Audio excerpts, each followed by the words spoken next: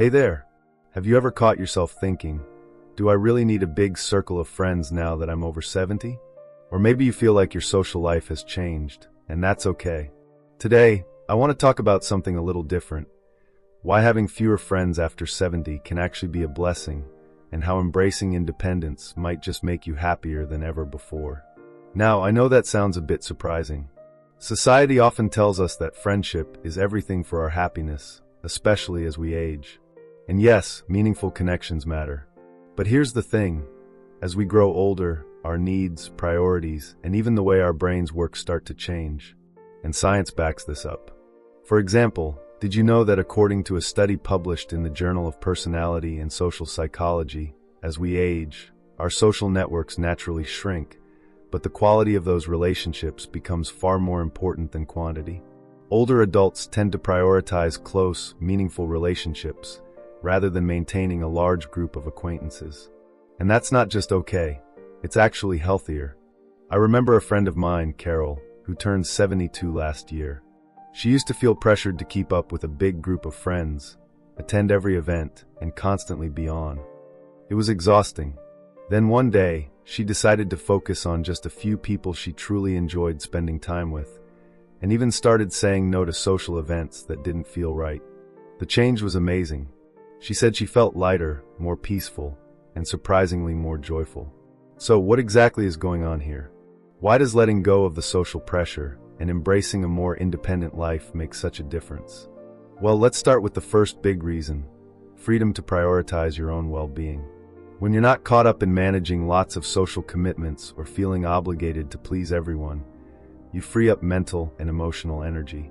This energy can then be redirected toward things that truly nourish your mind and body, like hobbies you love, quiet time for reflection, or even exploring new passions. Science confirms this too. Research from the American Psychological Association shows that older adults who focus on self-care and personal interests report higher levels of happiness and life satisfaction. They experience less stress because they aren't constantly trying to meet social expectations or keep up appearances. Carol found this too.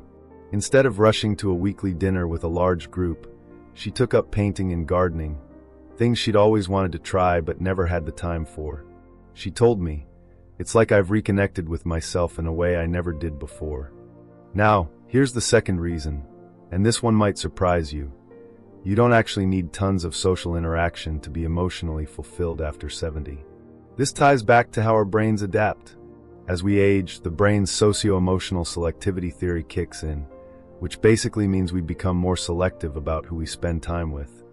And that's a good thing. It helps us avoid draining interactions and focus on those that uplift us. In fact, a fascinating study from the University of Chicago found that older adults who spend more time alone or with fewer social contacts often report higher emotional well-being than those trying to maintain a large social life. It's like the brain is rewiring itself to savor quality over quantity, and that's exactly what we need. Think about the peace you feel when you're alone, maybe sipping tea by the window or taking a slow walk in the park. Those moments of solitude can be incredibly restorative. They give your mind space to process, reflect, and just be. And here's the kicker: solitude isn't loneliness. They're not the same thing. I know someone else, a gentleman named Frank, who was widowed in his late 60s. Initially, he felt lonely and pressured to find new friends fast. But over time, he embraced spending more quiet moments alone. He found joy in reading, listening to music, and even writing letters to old friends. He told me, "Being comfortable with my own company changed everything. I felt stronger, calmer, and surprisingly less lonely." So before we keep going, I'd love your help with something. If you're enjoying this video so far, comment Y below. If not, comment N. It helps me know what's working and what to improve. And don't forget to hit subscribe if you haven't yet. Now let's dive deeper. The third reason to embrace independence is connected to your health, both mental and physical. When you're not overly reliant on others, you tend to stay more active and engaged in your own life. This independence encourages problem-solving, decision-making, and staying physically mobile, all of which help maintain brain health. A landmark study by the National Institute on Aging shows that older adults who remain autonomous in their daily activities are less likely to develop cognitive decline and depression. It makes sense. When you take charge of your own schedule, meals, and exercise, you're investing directly in your longevity. I saw this firsthand with my aunt, who after turning 70, insisted on living alone and managing her daily routine. She took up yoga, cooked healthy meals, and planned small trips on her own. Over the years, she's remained sharp, energetic, and deeply content. Of course, this doesn't mean you should isolate yourself or reject all companionship. But it does suggest that focusing on your own independence and learning to enjoy your own company can be a superpower in later life. So, as we keep going, I want you to think about this. What parts of your life could feel more freeing if you didn't feel the pressure to be always social? What would it feel like to wake up and spend your day on your terms, without guilt or obligation? In the next part, we'll talk about some important cautions and how to balance independence with meaningful connection, because the goal isn't loneliness, but a happier, healthier you. Thanks for being here. Don't forget to comment Y or N if you haven't yet, and hit that subscribe button if you want to join me on this journey. I'll see you soon for the next part. Before we begin, I want to make one thing clear. This video is for informational purposes only and is based on publicly available research. Everyone's health is different, so always consult your doctor or a qualified healthcare provider before making any changes to your lifestyle, diet, or exercise routine. Scientific knowledge is always evolving, and what works for one person may not work for another. Alright, now that's out of the way, let's keep going. In the last part, we talked about how embracing independence after 70 can free you from social pressures and actually boost your happiness. But here's the thing. Independence doesn't mean cutting yourself off completely from others.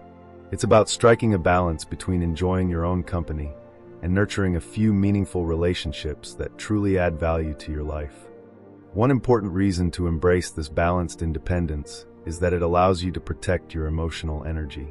By the time we reach our 70s, many of us have experienced all sorts of social ups and downs. Friendships that faded, some that felt draining, and relationships that weren't always reciprocal.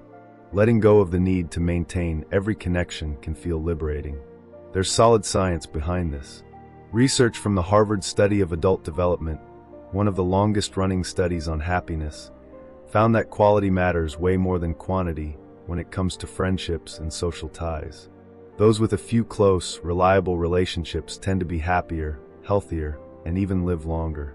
So this idea of not needing friends doesn't mean loneliness or isolation. It means being intentional about who you spend your time with, and that might be fewer people than before. You're creating a circle of trust and joy rather than just filling your calendar. Now let's touch on the fourth reason why fewer friends after 70 can lead to a happier life. Less drama, less stress. Over the years, many of us have learned that not all friendships are built to last, and some can bring more headaches than happiness. By choosing independence and simplicity, you avoid toxic dynamics or emotional roller coasters. Take my neighbor Joan, for example. She told me about a friendship she let go of recently. It was a tough call, but she realized that some relationships were causing her more anxiety than comfort.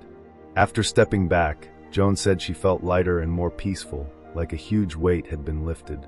It's true, stress from complicated social ties can negatively impact your health, from raising blood pressure to disrupting sleep. When you focus on independence, you reduce these risks and create space for calm and contentment. Another important piece to consider is how independence helps you grow in new ways. When you rely less on others for social validation, you start discovering who you really are. This can open the door to new hobbies, passions, and a stronger sense of self-worth. Research in psychology highlights that autonomy is key to mental health at any age. When you feel you have control over your life decisions, your brain releases dopamine and serotonin, the feel-good chemicals. This helps you stay motivated, positive, and resilient, especially in your later years. I know a gentleman named Henry who retired at 68. Instead of joining every social club or trying to rekindle old friendships, he decided to travel solo. He learned languages, took cooking classes, and met new people on his own terms. Henry says that sense of independence gave him confidence and joy he hadn't felt in decades. Now, before we move on, I want to gently remind you, embracing independence is a journey. It's not about shutting people out, but about tuning into what truly nourishes your spirit. Sometimes that means spending time alone. Other times it means connecting deeply with a few cherished friends or family members. So what's the next step? How do you maintain this balance without feeling lonely or disconnected? That's what we'll explore next. How to nurture meaningful connections without losing your freedom. We'll talk about the power of selective socializing and how to cultivate relationships that lift you up, not weigh you down. If you've made it this far, thank you so much for staying with me. Remember, this journey is about making choices that serve your happiness and health.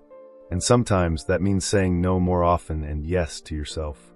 In the next part, we'll dive deeper into overcoming common challenges people face when they choose independence and how to stay motivated and emotionally healthy through it all. Hey again, if you're still with me, thanks for sticking around. Remember, if you haven't already, feel free to comment Y or N below to let me know how you're finding this journey. It really helps. So far, we've talked about why having fewer friends after 70 can actually boost your happiness and health. We looked at how independence frees up your emotional energy, reduces stress, and lets you focus on quality connections. Now let's get into some of the last, and maybe toughest, reasons why this mindset can make a huge difference. One major challenge many people face is dealing with the fear of loneliness. It's a common worry, and totally understandable. Humans are social creatures, after all. But here's the good news. Loneliness and being alone are not the same thing. Loneliness is a feeling, while solitude is a choice, and it can be deeply fulfilling. A study from Stanford University found that older adults who chose solitude to reflect, meditate, or engage in creative hobbies actually reported better emotional health than those constantly seeking social interactions out of obligation. The key is shifting your perspective from fearing being alone to embracing it as a time for self-discovery and peace. I want to share a story about my friend Lillian, who at 75 decided to spend more time alone. At first, she felt scared and a bit lonely, but she started writing her memoirs, taking long walks in nature, and learning to meditate. Over time, she told me, I realized that I'm my best company, and that's a powerful place to be. Another important point is learning to say no without guilt. After decades of people-pleasing, it can be tough to turn down social invites or requests for favors. But setting boundaries is essential for your independence and well-being. Psychologists emphasize that healthy boundaries protect your emotional space and reduce burnout. Saying no doesn't mean you don't care. It means you're choosing to care for yourself first. And that self-care trickles down into all areas of life, making your interactions with others more genuine and enjoyable. Then there's the freedom that comes with living life on your own terms. When you're not tied to a large social calendar, you can wake up every day and ask, what do I really want to do today?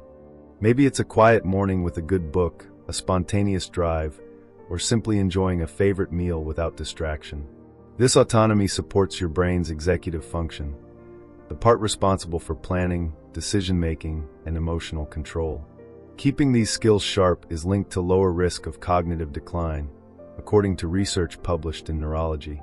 And remember Henry from the last part. His solo travels were more than just fun.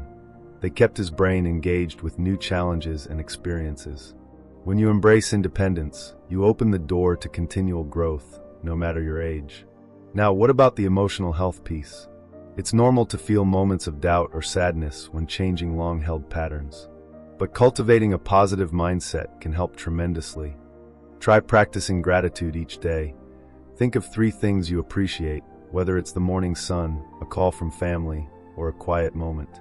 Studies show gratitude reduces depression and boosts happiness, especially in older adults. Also, consider mindful breathing or meditation to manage stress and stay grounded.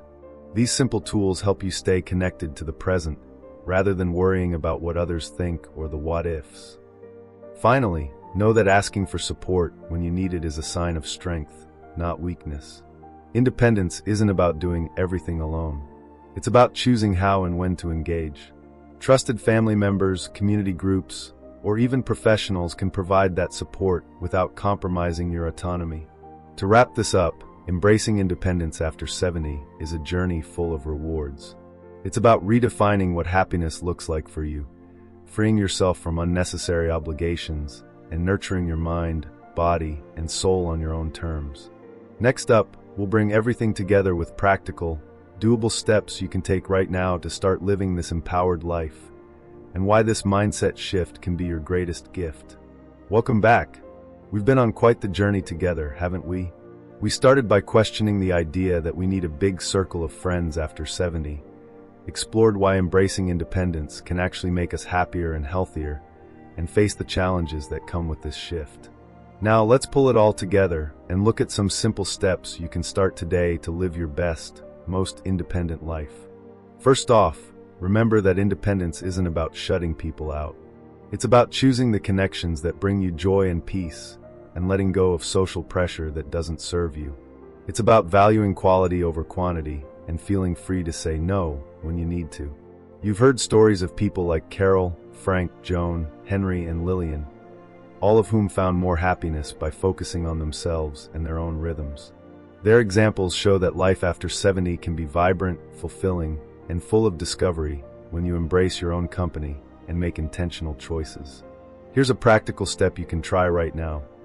Take a moment today to list 3 activities that make you feel truly happy, whether it's gardening, reading, walking in nature, or learning something new.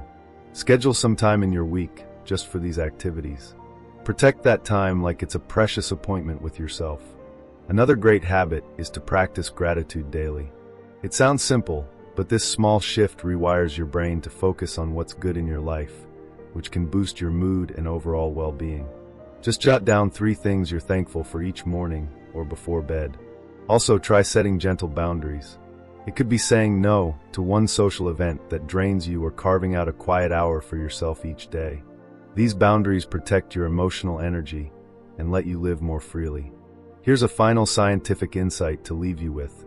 Studies from the University of Michigan show that older adults who maintain autonomy and independence have better physical health, improved memory, and report higher life satisfaction compared to those who feel socially dependent. So, embracing independence isn't just about your mental peace. It's literally supporting your body and brain to age with grace and strength. Before we wrap up, I'd love to hear from you. If you have suggestions for future topics or questions you want answered, write to us in the comments below. We're here to help, and your input could inspire our next video. And if you found this video helpful, give it a thumbs up and subscribe so you don't miss out on more practical tips for healthy aging. Here's to living your best life at any age. Remember, happiness isn't about how many friends you have. It's about the freedom to be exactly who you are and love your own company. Thanks for watching, and I'll see you soon.